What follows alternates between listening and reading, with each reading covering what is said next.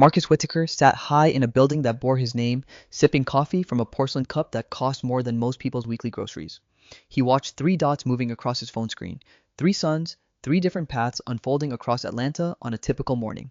The oldest stood in the lobby of a hotel he could no longer afford, clutching a suitcase worth a small fortune and an envelope holding $50.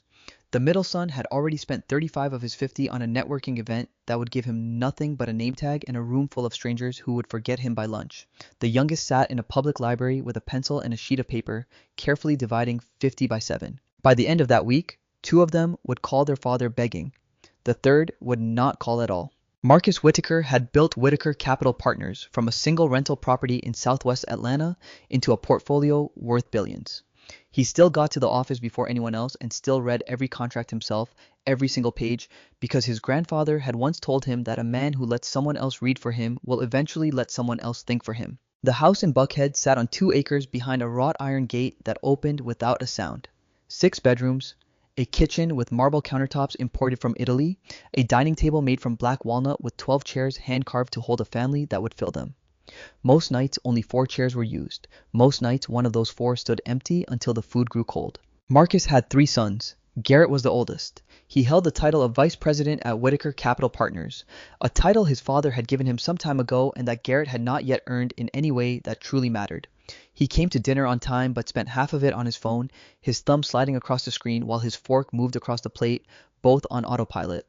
He did not look up when he spoke. He answered in half sentences. He carried the posture of a man who believed his mere presence was contribution enough. Trenton was the middle son. He was starting a company. He had been starting a company for some time now. The company had a name, a logo, a website, and an Instagram page with thousands of followers. It did not have revenue. It did not have a product. What it did have was Marcus's money arriving in monthly transfers that Trenton called investments, and that Marcus had recently begun calling something else in his head, though he had not yet said the word out loud. Trenton arrived late to dinner that evening. He did not apologize. He simply said traffic, in the way people say traffic when they mean I did not prioritize this. Sawyer was the youngest. He had graduated from college some time ago and taken a job at a small nonprofit in East Atlanta that paid very little. Marcus had offered him a position at Whitaker Capital Partners several times. Sawyer had declined each time quietly, without explanation, the way he did most things. He ate his dinner without his phone on the table. When he finished, he picked up his plate, carried it to the kitchen, washed it by hand, dried it, and put it back in the cabinet, the only one who had done so since he was a boy. No one had ever asked him to. Marcus watched all of this from the head of the table. He had been watching for months. He watched the way Garrett talked without listening, the way Trenton arrived without truly arriving, the way Sawyer cleaned up after himself in a house full of people paid to clean. He saw the pattern clearly. His grandfather, Thaddeus Whitaker, had come to Atlanta long ago with almost nothing and a Bible filled with notes in the margins. He had built a small construction business. He had bought property when property in black neighborhoods cost next to nothing because the city had decided those neighborhoods were worth nothing. He had been wrong about many things in his life, but he had been right about land. His son, Marcus's father, had inherited the business and lost it within a few short years. Bad deals, bad partners, a gambling habit that started small and ended with the house. Marcus had rebuilt everything from nothing. He knew what nothing felt like. He knew the weight of an empty refrigerator. He knew the sound of a phone that rings and rings because the person calling wants money you do not have. He had carried that knowledge every day for decades, and it had made him careful and precise and relentless. His sons had carried none of it. There is a pattern in wealth that families have lived through for generations. The first generation builds. The second generation maintains or tries to. The third generation inherits something they did not build and do not fully understand, and they spend it the way people spend things they believe are infinite, which is to say, carelessly and completely. Marcus had lived through that pattern once already, from the other side, as the son who had to rebuild what his father destroyed. Now he looked at his 3 sons and saw the same math playing out again. After dinner that evening, he went to his study. He sat at the old desk, the one he had kept from his grandfather's office. He opened the top drawer. Inside, beside a leather-bound notebook with a cracked spine, lay a pocket watch. Gold-plated, scratched, its glass face clouded from decades of handling. It had not worked in years. He kept it anyway. It was the only object he owned that had belonged to Thaddeus Whitaker. He picked it up. He held it the way you hold things that are heavier than their weight. He opened the notebook beside it. The pages were brittle. The handwriting was slanted and deliberate, written by a man who had learned to write late in life and treated every letter like it cost something. Marcus turned to a page near the back. He had read this page many times before, but tonight the words landed differently, the way sentences do when the conditions around them have changed. The line said, "A man who cannot feed himself with his own hands has no right to feed others with someone else's." He closed the notebook. He set the watch on top of it. He sat in the chair for a long time. The following Sunday, Marcus called his three sons into the study, not the conference room at Whitaker Capital Partners, not the living room, but the study, the room with the old desk and the watch in the drawer. This was not a business decision. This was a father's decision, and the room mattered. He placed 3 envelopes on the desk, white, thin, sealed. Garrett looked at them and smiled the way you smile when you assume everything is a formality. Trenton picked his up immediately, turned it over, weighed it in his hand the way he weighed everything, looking for the angle. Sawyer did not pick his up. He looked at his father's face first. Marcus said, "Each envelope has $50 in cash. That is what you will live on for 1 full week starting tomorrow morning. No credit cards, no calling friends for money, no coming back to this house. Your phones stay on for emergencies only. You walk out with what you have." Garrett laughed, a short laugh, the kind that comes before understanding. Trenton said, "Is this a joke?" Sawyer said nothing. He simply picked up the envelope, held it for a moment, and felt how light it was. Marcus did not explain why. He did not give a speech about character or discipline or gratitude. He said only, "Tomorrow morning at 6, the house will be locked. Your cards are already frozen. The cars stay in the garage. Whatever you need, it comes from that envelope." The room fell quiet. He had already spoken with the bank. He had already told the office that Garrett would be on personal leave for the week. He had already changed the security code on the gate. This was not impulse. This was a man who had spent months watching and weeks planning and one long evening deciding. Everything was in place. The silence after he finished speaking lasted several seconds. Marcus counted. He had learned long ago that the most important things people say come after the silence, not before it. Garrett said, "Come on, Dad." Trenton said, "You cannot be serious." Sawyer put the envelope in his back pocket and said simply, 6 o'clock. Marcus nodded. Sawyer left the room first. The next morning arrived the way mornings do, whether you are ready or not. Garrett walked out the front door a little after 6 with a designer suitcase and the envelope in his jacket pocket. He called a ride. The ride cost money. He arrived at a hotel in Midtown, walked to the front desk, and handed over his card. The woman behind the counter swiped it, looked at her screen, and said she was sorry, but the card had been declined. Garrett asked her to try again. She did. Same result. He stood at the counter, his suitcase beside him, $50 in his pocket minus what he had already spent on the ride, and for the first time in his life, he was standing somewhere that his last name could not open. He stepped outside and called a friend from college. The friend said, "Sure, come over. You can crash on the couch for a night or 2. Garrett took another ride. By noon, he was hungry. He walked to a restaurant 2 blocks away, the kind of place he would normally walk past, and ordered the cheapest thing on the menu. He had not yet done the math. He would later, lying on his friend's couch in the middle of the night, staring at a ceiling that was not his.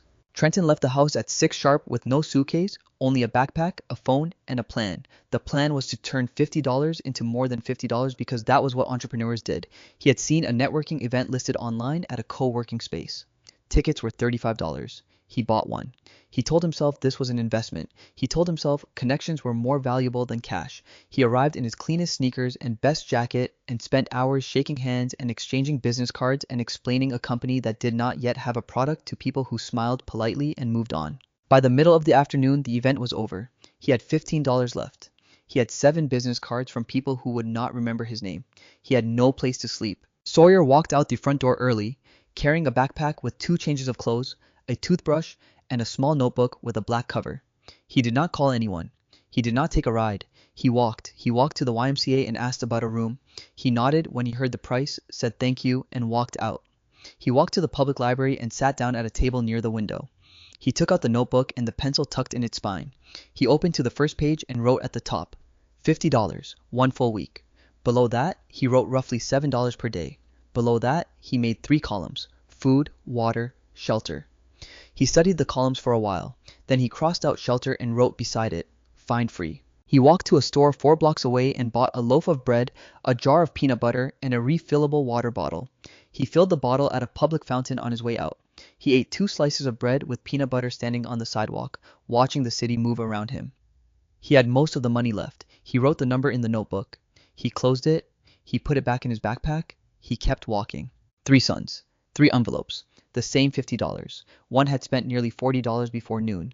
One had spent $35 on a room full of strangers. One had spent little and had enough food for days. The week had barely begun. Garrett lay on his friend's couch that first night and did not sleep, not because the couch was uncomfortable, though it was, but because for the first time in his life he was lying in a space that was not his, wearing clothes he had not had dry cleaned, with no certainty about where he would be in 48 hours. His friend had said he could stay tonight, but his cousin was coming in a couple of days and he would need the couch back. He had said it casually, the way people say things that are not casual at all. Garrett stared at the ceiling. The refrigerator hummed in the kitchen. Streetlight came through the window in a thin stripe across the carpet. A car passed outside, its headlights moving across the wall and then gone. He thought about his apartment in Buckhead, the king-size bed, the silence that money buys. He thought about the little money left in his wallet. He thought about the days still ahead. The next morning, he walked to a coffee shop 3 blocks away and ordered a large latte without thinking.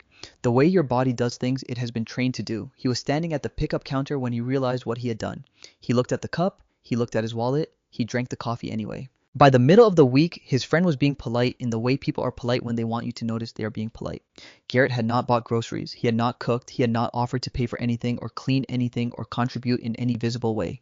He had not thought to, because he had never had to. The small daily transactions that hold friendships together when money is not the foundation were mechanics he had never learned. He began calling people friends, people he had gone to college with, people he had dined with at restaurants where the bill was never a thought. Voicemails. Hey man, I'd love to help, but this week is crazy. One friend picked up and listened. She said, so your dad cut you off? Like, for real? The question sat heavy in his chest the rest of the day, the way questions sit when they are not really questions, but mirrors. He sat on a bench in a Piedmont park that afternoon with his suitcase beside him and very little money left and nowhere to go by nightfall. The suitcase, hand-stitched leather worth more than most people's rent, sat on the ground like an artifact from a life that was already becoming difficult to believe had been real. He could not sell it. He did not know how. He looked down at his shoes. His feet hurt. He had walked more in the last few days than he had walked in years. His body was informing him of something his mind had not yet accepted. Trenton had spent $35 on the networking event and left with 7 business cards and no plan for dinner. The cards sat in his back pocket. He took them out on the sidewalk and looked at them. None of the people had asked what his company actually did. None had needed to, because the answer would have been the same it had been for some time. Nothing yet, but soon. He had very little money left. He had no place to sleep. He had not eaten since a granola bar that morning. He walked for a while. The city moved around him, the way cities move around people who are not part of their machinery. He stopped at a convenience store and bought a case of water. He carried the bottles to a busy corner and set up on the sidewalk, lining them up on the concrete beside his feet. He sold them for $2 each. Buy low, sell high. The first principle of every business book he had ever read, applied in its most literal and least glamorous form. Hours passed under the afternoon sun, sweat running down his spine. Most people walked past without looking. A few bought. 3 bottles sold. He was packing up the rest when a woman stopped. She was older, small, wearing a floral blouse and reading glasses on a chain around her neck. She had the posture of someone who had stood for a long time and had simply decided that standing was what her body did. She looked at the bottles. She looked at Trenton. She bought one, opened it, and drank right there on the sidewalk, watching him. Then she said, "You selling water or you running from something?" Trenton did not answer. He did not know the answer. Her name was Mrs. Loretta Hawkins. She owned a laundromat 4 blocks east that had been open for decades. She said, "Come back tomorrow if you need work. I pay $10 an hour cash. The shop is on Highland, just past the barbershop with the red awning. You will see it." She walked away. She did not wait for him to accept or decline. Trenton stood on the sidewalk with a little money in his pocket and the name of a laundromat he had never heard of. He did not go the next morning. His body woke up in the doorway of a closed bank branch where he had tried to sleep, and his first thought was that he was Trenton Whitaker, and Trenton Whitaker did not fold laundry for $10 an hour. He would remember that thought later with the specific clarity that comes from recognizing the exact moment you chose wrong. Sawyer found the church on the second evening. It was a small brick building set back from the street behind a chain-link fence. A hand-painted sign by the door said "Hot meals at 6, everyone welcome." Below it, in smaller letters, someone had written with a marker, "No questions asked." The line was short, maybe 15 people. They stood quietly, the way people stand when waiting is not an inconvenience but a practice the body has learned to do without protest. Sawyer took his place at the end. He did not feel out of place. He did not feel in place either. He felt like a person standing in a line, which was exactly what everyone in the line was. Inside, the room was a fellowship hall with folding tables and metal chairs.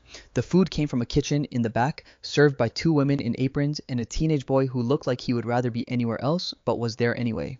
Sawyer sat at a table near the wall. Across from him, a man was already eating. He was older, thin, clean-shaven. He wore a denim jacket with a flannel shirt underneath, both worn but still cared for, the creases visible as if someone had taken the time to fold them carefully. He ate slowly, cutting his food into small pieces with a plastic knife and fork, handling them with the specific care of a man who had once eaten at tables with real silverware and had not forgotten how. His name was Ellis Vaughn. Sawyer did not ask him about his situation. He asked him about the jacket. It was a small question, the kind that opens doors without pushing them. Mr. Vaughn looked down at it and said, "My wife bought it years ago. Still holds up." That was how it started. A jacket, a dead wife, a conversation that moved in the way conversations move between strangers who have no reason to perform. Mr. Vaughn had been a carpenter for 31 years. He built tables, bookshelves, bed frames, cabinets. He worked for a small company and then on his own and then for whoever needed something built. He was good at it. His hands told that story even now, thick-fingered, calloused, knuckles slightly swollen from decades of gripping tools. His wife had gotten sick. Cancer. The insurance covered some, but not enough. The deductibles alone were more than he made in months. He sold the tools first, then the truck, then the house. He paid what he could. The bills kept coming. His wife died in a hospital room that cost far too much, and the debt survived her. He said all of this without self-pity, the way you describe weather. It rained. The road flooded. The house went. Then one morning you wake up and you are the person you used to walk past. That sentence sat deep inside Sawyer, the way certain sentences do, not on the surface, but somewhere that would take days to fully hear. Nearly 2 out of 3 personal bankruptcies in America are connected to medical expenses, not addiction, not laziness, not poor decisions, medical bills, people who did everything they were supposed to do, who worked and saved and insured themselves and still went under because the system was not built to hold them. Mr. Ellis Vaughn was not an exception. He was a statistic in a denim jacket, eating carefully in a church basement, carrying the posture of a man who had once built things with his hands and now had nothing left to build. He reached into the breast pocket of the jacket and pulled out a carpenter's pencil, short, flat, worn down. He tucked it behind his ear, the way he must have done thousands of times. He said, "Old habit, measure twice, cut once." Sawyer took out his notebook and wrote it down. Measure twice, cut once. He did not know yet what it meant to him. He would. That night, sleeping on a cot in the church basement, Sawyer made a decision. He had come into this week thinking the challenge was survival. Get through 7 days on $50. Do not call his father. Do not break. He understood now that survival was the minimum. It was the floor, not the ceiling. The question was not whether he could survive the week.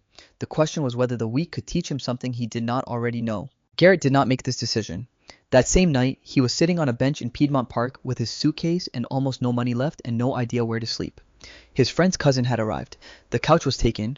The conversation had been brief and polite and final. "Good luck, man. I hope your dad comes around." The door closed. Garrett stood on the sidewalk outside the apartment building with his luggage at his feet and the full weight of a city that had nowhere in it for him.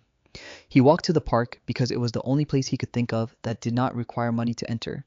He sat on a bench near the lake and set the suitcase beside him. It was a beautiful object. A graduation gift from his father years ago when Garrett had been given the vice president title, and the suitcase and the assumption that both would carry him through the world without difficulty. $50 worth of cash had become very little cash. The arithmetic was absurd and precise, and it was the first time in Garrett's life that he understood the difference between owning something and being able to use it. He called his father. The phone rang several times and went to voicemail. He called again. Voicemail. He called a third time. Voicemail. He left a message. His voice was different now, stripped of the ease it usually carried. "Dad, this is not funny anymore. I need..." He stopped. The sentence hung there unfinished. He did not know what came next. He did not know what he needed because he had never had to identify it before. Need had always been met before it became a sentence. He hung up. Across the city, Sawyer was volunteering in the church kitchen, washing pots that were not his, cutting vegetables he would not eat, setting up chairs for people he did not know. He had walked into the kitchen that morning and told the woman in the apron, "I can help if you need it." She had looked at him looked at his clean hands, and pointed to a sink full of dishes. He washed them, he scrubbed the pots, he peeled carrots, he carried cases of canned corn, he swept the floor, he set up every folding chair, one at a time, spacing them evenly the way you space things when the act of spacing them is itself a form of care. These were tasks that in his father's house had been done by people who were paid to do them. He had never thought about those people. He thought about them now. When the dinner service started, Mr. Vaughn came in and saw Sawyer behind the serving line ladling soup. He stopped. He stood in the doorway and looked at the young man in the clean shirt holding a ladle, and something moved across his face that was not quite surprise and not quite recognition, but was in the neighborhood of both. He sat down at the same table as the night before. When Sawyer finished serving and came to sit across from him with his own plate, Mr. Vaughn said, "Most people who come here take. You are the first one this week who gave something first." Sawyer said, "I do not have much to give." Mr. Vaughn looked at his hands. "You got 2 hands and time. That is more than most people think they have." They ate together. Mr. Vaughn talked about carpentry, the way people talk about things they love without needing to explain why they love them. He talked about the grain of different woods, the way oak resists you and walnut invites you, the way pine forgives mistakes. He said, "Every piece of furniture I made, I put a mark on the bottom, my initials, EV. So even if no one sees it, I know it is mine. That is what work is. It is not the money, it is the mark you leave." Sawyer wrote it in the notebook that night. The mark you leave. 3 words on a page in a small black book that was becoming something more than a ledger. In the house in Buckhead, Marcus sat in his study and looked at his phone. The GPS showed 3 dots. One was stationary near Piedmont Park. One was moving erratically somewhere in West Midtown. The third was in the same place it had been every evening, at the small church on the west side. Marcus did not know what his youngest son was doing there. He knew only that Sawyer kept going back. He set the phone down. He picked up the pocket watch from the desk. He held it the way he always held it, with both hands, feeling the weight of something that had stopped working years ago but was still somehow the most precise thing he owned. Trenton woke up one morning with nothing left and a body that had begun to speak in a language he had never had to learn. Hunger was not a mood. It was mechanical. A lightness in the head that made the sidewalk tilt slightly when he stood up too fast. A heaviness in the legs that contradicted the lightness everywhere else. He had slept on a bench near a bus stop, not slept exactly, lain down, closed his eyes, listened to the city do what the city does at night. He stood up and walked east. He was not deciding to go to the laundromat. His feet were making choices. His mind had not yet approved. He reached the laundromat a little after 8. He stood outside for several minutes. He looked down at his sneakers. He looked through the glass door at the inside.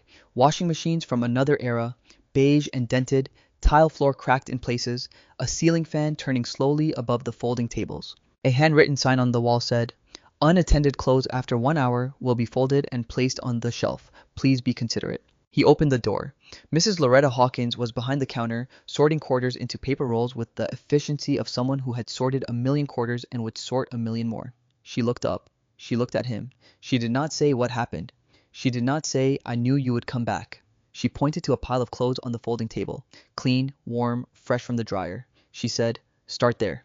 Trenton started there. He folded for hours. T-shirts, jeans, towels, bed sheets, children's clothes, work uniforms. He pulled loads from the dryers and carried them to the table and folded them and stacked them and put them on the shelves with the ticket numbers Mrs. Hawkins gave him. His hands were warm from the fabric, the specific heat of clothes just out of a dryer, a heat that fades fast if you do not fold quickly enough.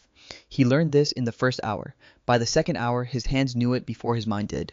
The smell stayed on his fingers, detergent and fabric softener and something underneath that was just clean cotton, the smell of cleanliness before it becomes invisible. He swept the floor. He wiped down the machines. He emptied the lint traps, pulling out thick gray sheets of compressed fiber. At the end of the shift, Mrs. Hawkins handed him $40. She did not count them in front of him. She had already counted them. She handed them over the way you hand someone something they have earned. Without ceremony, without commentary, the transaction complete in the act itself. Trenton held the bills. He had received money before, transfers from his father's account, checks for birthdays, an allowance that continued long past the age when allowances should stop. He had never held money that smelled like fabric softener. He had never held money that his hands had produced. Mrs. Hawkins was wiping down the counter. She said without looking up, "I opened this place decades ago with $200 and a used washing machine that leaked from the bottom. I put a bucket under it for the first several months." Trenton listened. She said, "I never had investors. I never had a pitch deck. I had dirty clothes and people who needed them clean." That was the whole business plan. Decades later, that is still the whole business plan. She looked at him the way she had looked at him on the sidewalk days earlier, seeing the whole situation and choosing what to say about it. She said, "You young men talk about disruption, about scaling, about exit strategies. I do not have an exit strategy. I have a 6 o'clock opening time and customers who need their work clothes cleaned by Monday. That is enough. That has always been enough." Trenton walked out of the laundromat with $40 in his pocket. He stood on the sidewalk and looked up at the sign above the door. Loretta's Clean and Press. Below it in smaller letters, since 1989. The paint on the letters was faded. The sign itself was slightly crooked, tilted a little to the left, the way things tilt when they have been holding steady for a long time without anyone adjusting them.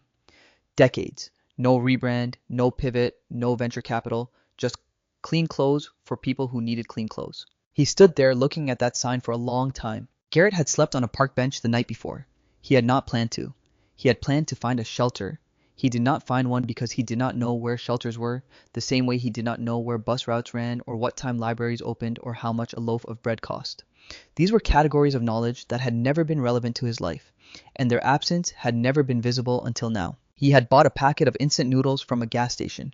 He had eaten them dry, sitting on the bench, breaking off pieces and chewing them slowly, the way you eat when you are trying to make something last. He drank water from a public fountain. He had very little money left. One morning he called his father again. He had told himself he would not call again. He called anyway the way people do things they have told themselves they would not do because the body and its needs eventually overrule the mind and its pride. Marcus answered.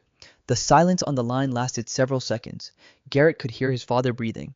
He could hear the faint hum of the house in Buckhead, the specific ambient sound of a home with central air and thick walls and carpeted floors, a sound he had never noticed until he was standing on a sidewalk listening to it through a phone speaker. "Dad," Garrett said, "I cannot do this. I was not built for this." The silence that followed was different. It was the silence of a man choosing his words with the precision of someone who knows that what he says next will live inside his son for a very long time. Marcus said, "That is what I was afraid of." Then the line went dead. Garrett stood on the sidewalk holding his phone. The screen went dark. He did not call back. He walked to the public library and sat in a chair near the window and looked out at the street and did not move for hours. He was not reading. He was not sleeping. He was sitting in a chair in a public building with almost nothing left and no plan and no performance left to give. For the first time in his life, Garrett Whitaker was exactly the person he was, which was a person who did not know what to do next. Sawyer woke that same morning with a few dollars left. He knew the number without checking. He had written it in the notebook the night before, the same way he wrote it every night. The running total updated, the day's expenses listed in small, neat handwriting below the balance. He had spent very little in several days. He had eaten, he had slept, he was fine. He walked to the church early to help set up for breakfast. The woman in the apron, Mrs. Dawson, had stopped being surprised by him. She handed him a hairnet and pointed to the oatmeal station. He served for an hour. He ate a bowl himself standing in the kitchen, the way working people eat when there is more work to do. Mr. Vaughn was not at breakfast. Sawyer found him later sitting on the low wall outside the church, leaning forward with his forearms on his knees, his face tight with pain, his back. He could not straighten up. He had been sitting in this position since before dawn, waiting for the stiffness to release, but it had not released. It had settled in and made itself permanent for the day. Sawyer sat beside him. He did not ask if Mr. Vaughn was all right because the answer was visible. He said, "What do you need?" Mr. Vaughn said, "Something for the pain. I have not been able to afford it in a while." Sawyer walked to a pharmacy. He bought a bottle of ibuprofen. He brought it back. Mr. Vaughn took 3 pills with water from the fountain and sat with his eyes closed for several minutes waiting. Then Sawyer did something that was not in the plan. There was no plan for this. There was only the notebook and a sentence Mr. Vaughn had said days earlier that had been sitting in Sawyer's mind. He walked to a hardware store. He bought a small piece of poplar wood, a sheet of sandpaper, and a tube of wood glue. He carried them back to the church in a plastic bag and set them on the wall beside Mr. Vaughn. He said, "You said you are a carpenter. Show me." Mr. Vaughn looked at the wood. He looked at Sawyer. He looked at the wood again. His hands, which had been resting on his knees with a slight tremor, moved toward the poplar. They touched it. The tremor stopped. He picked up the piece of wood and held it the way you hold things your hands remember. He turned it. He felt the grain with his thumb. He reached behind his ear and pulled out the carpenter's pencil, the one he still carried, worn down by decades of marking and measuring and making. He began to measure. He began to mark. He did not have a saw, so he scored the wood along the pencil lines with the edge of the sandpaper backing, folding and snapping with a precision that came from somewhere deeper than memory. Muscle, bone, the body remembering what the mind had tried to let go of. Sawyer sat beside him and watched. He did not help. This was not his to help with. This was Mr. Vaughn's. Over the next couple of hours, sitting on a low wall outside a church on the west side of Atlanta, a man who had not built anything in years made a box, a pencil box, small, simple, four sides, a bottom, a lid that slid into grooves he had carved with the edge of a key. The sandpaper smoothed the surfaces until they were soft under the fingertips. The glue held the corners square. It was not a complicated piece. It was not art. It was a box that did what a box is supposed to do, which is hold things. But the edges were clean. The corners were true. The lid fit. Mr. Vaughn turned the box over. He took the pencil from behind his ear. On the bottom of the box, he carved two letters, EV. He pressed hard enough for the lines to be permanent. He set the pencil down. He looked at the box for a long time. Then he looked at Sawyer. He said, "First piece in years." Sawyer did not say anything. There was nothing to say that the box had not already said. He had not given Mr. Vaughn money. He had not given him charity. He had given him a few dollars worth of wood and sandpaper and glue, and Mr. Vaughn had given himself back the thing that mattered more than shelter or food or money. He had remembered who he was. That night, Sawyer wrote in the notebook. He wrote the balance first. A few dollars left. Below it, he wrote two words. Enough. Below that, he wrote a sentence he would come back to many times in the months ahead. He wrote, he did not need the wood. He needed to be asked. Sunday came the way Sundays come, slowly and without urgency. The city moving at half speed, the streets emptier, the light softer, the way light gets when even the sky seems to understand that the week is over. Garrett was in the library. He had been there since the day before. He sat in the same chair near the window. His suit was wrinkled. His shoes were scuffed. The designer suitcase sat beside him on the floor, a thin layer of dust on the brass clasps. He had eaten a granola bar from a vending machine for dinner the night before. He had survived the week the way a man survives a flood, by climbing onto a roof and waiting.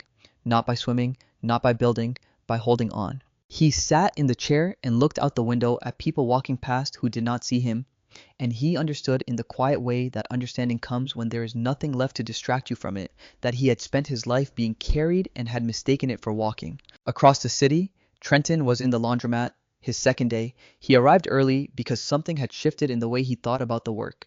He was not performing it, he was doing it. The difference was invisible from the outside, but total from the inside. He folded shirts faster than he had the day before. His hands knew the motions, now the way hands learn things when they are given something real to do. Mrs. Hawkins handed him $40 at the end of the shift. He had more than he had started with. But the number was not what sat with him. What sat with him was a sentence Mrs. Hawkins had said that morning while she was refilling the soap dispenser. She had said it casually, the way people say things that are not casual at all. She said, "You are not useless. You just never had to be useful." He stood outside the laundromat again. He looked at the sign again. He did not look at it the same way. Sawyer was sitting on the steps of the church with Mr. Vaughn. He had gone to a gas station that morning and bought 2 cups of coffee. He brought one to Mr. Vaughn, who was sitting in the same spot on the low wall, the pencil box on the stone beside him, the carpenter's pencil behind his ear. They sat together and drank the coffee and said nothing. The morning was cool, the kind of cool that sits on the surface of the air without going deep, the city deciding whether it was ready for spring. A dog walked past without an owner. A woman pushed a stroller on the other side of the street. A bus stopped at the corner and opened its doors, and no one got on and no one got off, and it closed its doors and pulled away. Sawyer had a little money left. He wrote it in the notebook. He closed the notebook. He put it in his backpack. He finished his coffee.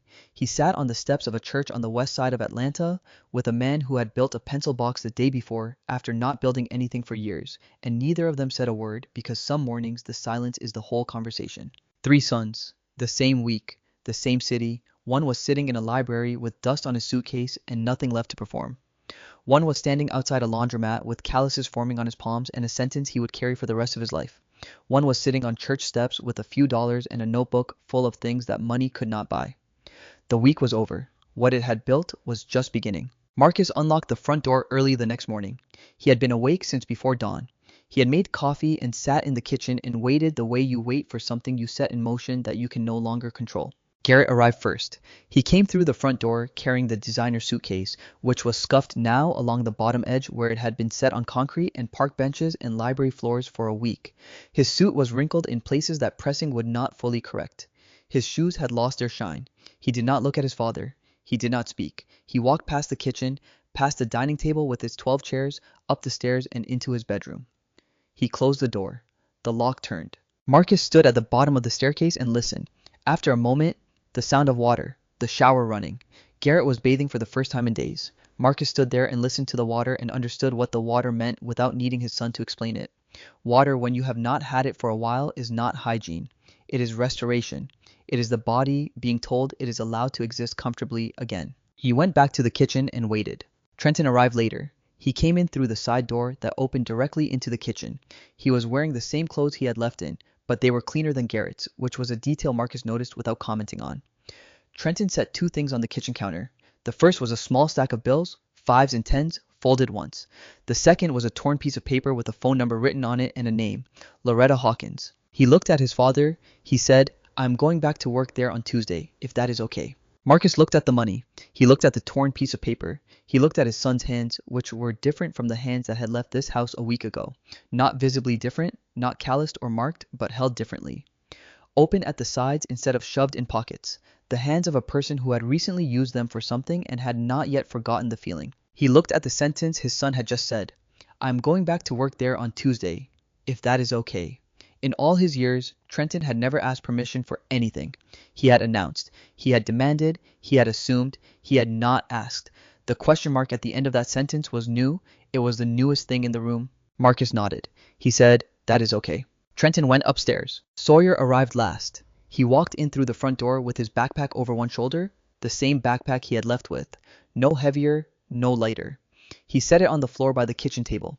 He reached into the front pocket and took out two things, the little money left in coins, which he placed on the table in a small stack, and the notebook. He opened the notebook to the first page and set it beside the coins. He did not explain it. He did not narrate it. He placed it there the way you place things on a table when the table is the sentence and the objects are the words. Marcus sat down. He pulled the notebook toward him. He read the first page. $50, 1 full week, roughly $7 per day. Below that, the columns food, water, shelter. The word shelter crossed out, find free written beside it. He turned the page. Day 1, bread, peanut butter, water bottle, balance. He turned another page. Day 2, no expenses, dinner at church. And then on the bottom of that page in handwriting that was slightly different from the accounting above, slightly looser, the way handwriting changes when you stop recording and start thinking. Measure twice, cut once. He turned the pages. The entries continued. Ibuprofen, wood, sandpaper, glue, coffee times 2. And between the numbers, the other entries, the ones that were not expenses, you got 2 hands in time, the mark you leave, he did not need the wood, he needed to be asked, and on the last page, one word underlined once, enough. Marcus closed the notebook. He sat with it for a moment, the way you sit with things that are heavier than their size. Then he did something he had not planned. He opened the top drawer of the old desk in the corner of the kitchen, the one from his grandfather's office. He took out the pocket watch. Gold-plated, scratched, the glass face clouded. He carried it to the table and set it down beside the notebook. The two objects sat next to each other. A watch that had stopped working years ago and a notebook that a young man had filled in 1 week. One belonged to a man who had built something from nothing long ago. The other belonged to a man who had just discovered what nothing felt like in the present tense. They sat on the same table in the same kitchen and they said the same thing in different handwriting. Marcus did not pick a winner. He did not announce who had passed and who had failed. He looked at the watch and the notebook and the coins and the stack of bills and the torn piece of paper with Mrs. Hawkins' number on it. He looked at the ceiling where the sound of Garrett's shower had long since stopped. He said, "I have something to show all 3 of you tomorrow." The next morning, Marcus drove. He did not tell them where they were going. The 3 sons sat in the back of the car, shoulder to shoulder, the specific geometry of siblings who have been through something separately and are now together in a confined space trying to determine what, if anything, has changed between them. The city moved past the windows. Buckhead gave way to Midtown. Midtown gave way to the West Side. The buildings got smaller. The sidewalks got emptier. The trees stayed the same because trees do not observe economic boundaries. They turned onto a street in Vine City.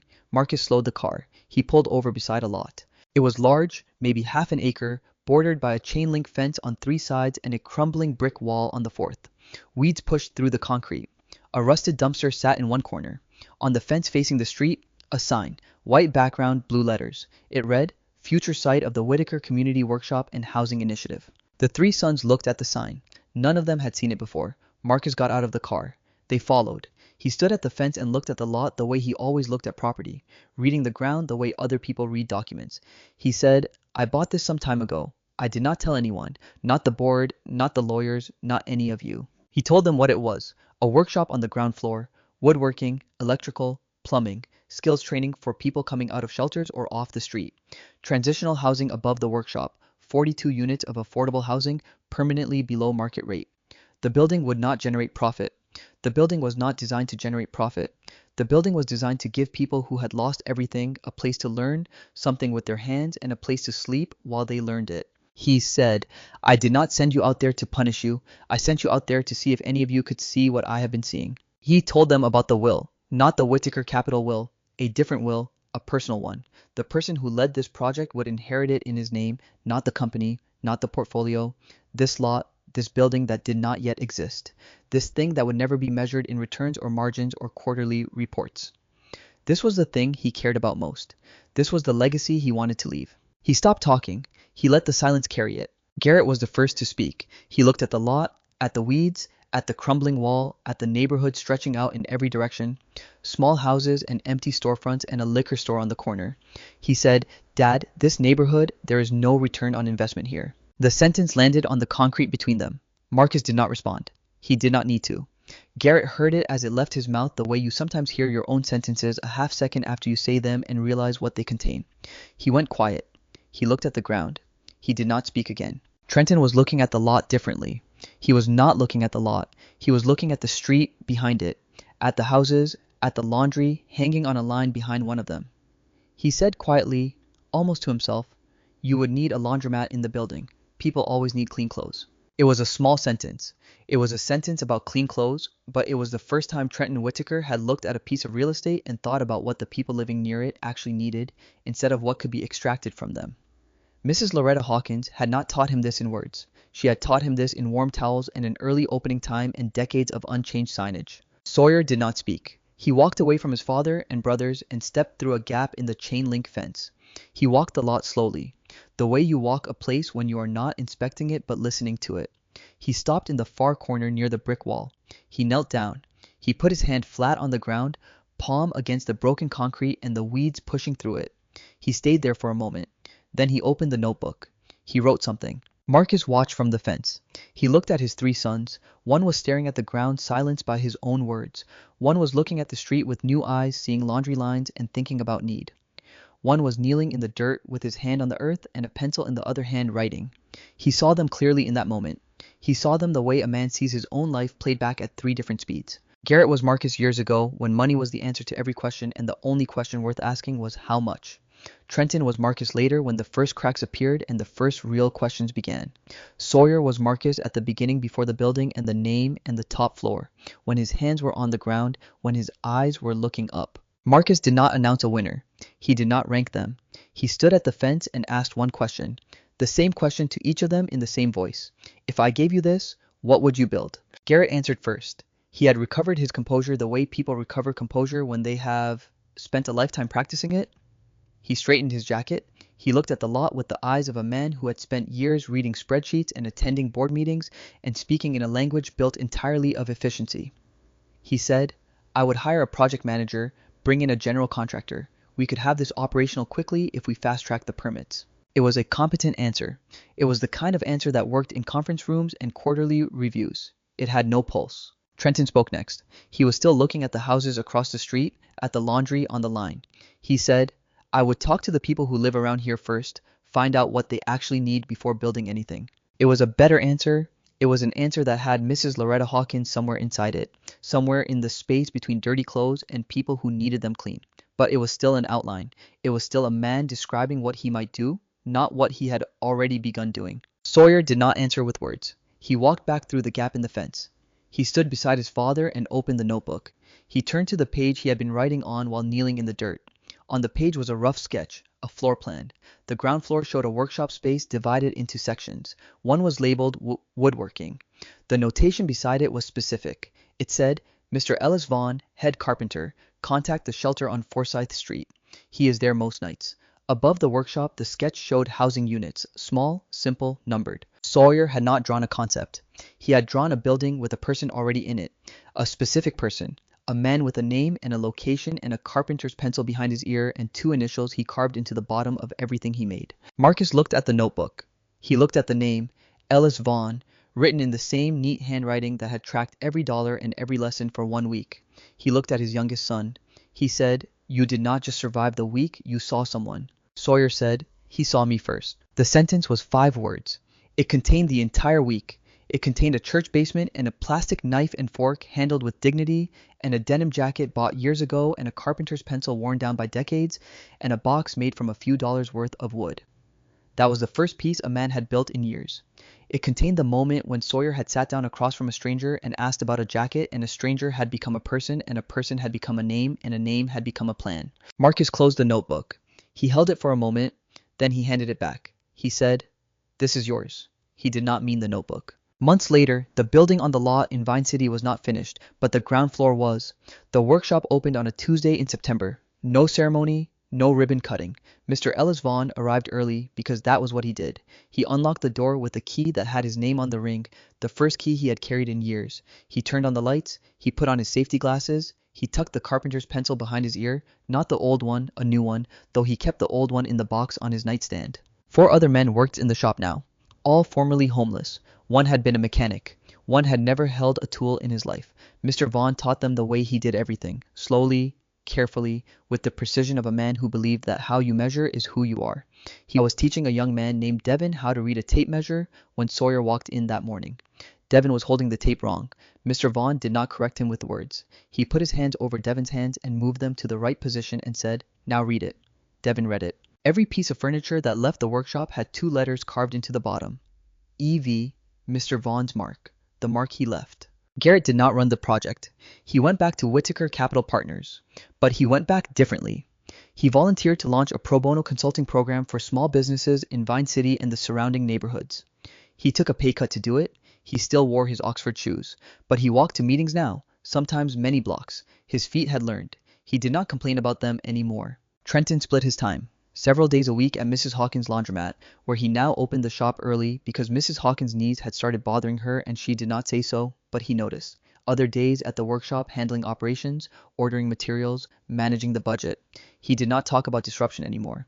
When someone asked him what he did, he said, "I help people get what they need." It was a small sentence.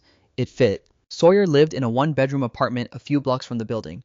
The rent was low, the salary was lower, the notebook was full. He had started a second one. It sat in the top drawer of a small desk in the apartment next to the pocket watch. Gold-plated, scratched, the glass face clouded. It had not worked in years. It sat in the drawer beside the notebook, the way it had once sat in a drawer beside another notebook, in another desk, in another room, in a house in Buckhead that belonged to a man who had built billions and had decided that the thing he valued most was a lot in Vine City with weeds pushing through the concrete. Mr. Vaughn had a room on the 3rd floor, his own room, a bed, a window. On the wall beside the window, a photograph of his wife taken before she was sick, smiling in the kitchen of the house in Decatur that he had lost. Beside the photograph on a small shelf, the pencil box, the first piece, poplar wood, sanded smooth, the lid sliding into grooves carved with the edge of a key. Inside the box, the old carpenter's pencil, worn almost to the graphite. He kept it the way you keep things that remind you of the moment you came back to yourself. Marcus sat in the study in the house in Buckhead one evening. The light was doing what Atlanta light does in the fall, going golden and slow, taking its time, leaving the way light does when it has nowhere urgent to be. He opened the top drawer of the desk, the drawer where the pocket watch had lived for years beside the notebook with the cracked spine. The watch was gone. He knew where it was. It was in a drawer in a small apartment a few blocks from a workshop in Vine City next to a notebook full of numbers and sentences written in neat handwriting by a young man who had spent $50 in 1 week and come home with something that could not be deposited or measured or lost. Marcus looked at the empty space in the drawer. He did not feel lost. He felt the specific lightness of a man who has spent decades carrying something and has finally set it down in the right place. He had built a company worth billions. He had built it from nothing the way his grandfather had built. From nothing, the way people build when they know what nothing feels like and are determined never to feel it again. He would spend whatever time he had left building something else. Something that could not be measured in quarterly reports or shareholder meetings or the brushed metal letters on the side of a building. Something that would outlast all of it because it was built not from capital but from the specific unrepeatable act of one person seeing another person and deciding that they mattered. He closed the drawer. He looked out the window. Atlanta stretched below him, wide and lit and alive, the city going about its evening, the way cities do, indifferent and permanent and full of people carrying things inside them that no one else could see. For the first time in many years, Marcus Whitaker looked at a city and did not count. In the workshop in Vine City early the next morning, before anyone else arrived, Mr. Ellis Vaughn stood alone. The lights were off, the room smelled like sawdust and linseed oil and the specific quiet of a space that is about to be filled with work. On the bench in front of him was a table, small, rectangular, oak. He had built it over the past week the way he built everything, slowly and without shortcuts. He ran his hand across the surface, smooth, even, the grain visible under the finish, the wood showing what it was without pretending to be something else. He turned the table over. He reached behind his ear and pulled out the pencil. He carved 2 letters into the bottom. EV. He set the table down. He stood back. He looked at it for a moment. Then he turned on the lights. He opened the door. The morning came in. Thank you for watching. Before you go, tell us in the comments, if you had $50 for 1 full week, what is the first thing you would do, and who is the Mrs. Loretta or Mr. Ellis in your life? The person who gave you your first real lesson, the one you did not know you needed until you received it. See you in the next one. This story is a work of fiction. The characters, names, and events are entirely imagined. However, the themes it explores, generational wealth, homelessness, medical debt, the dignity of labor, are very real. According to the U.S. Department of Housing and Urban Development, hundreds of thousands of Americans experience homelessness on any given night. If this story moved you, consider looking into organizations in your community that support workforce development and housing for people experiencing homelessness. On a personal note, I think the hardest part about this story was not writing the struggle. It was writing the moment Trenton walked back into that laundromat. Because most of us know what it feels like to resist asking for help. Not because we do not need it, but because we are afraid it means admitting we are not who we thought we were. That walk back through the door, that is the real test, not the $50.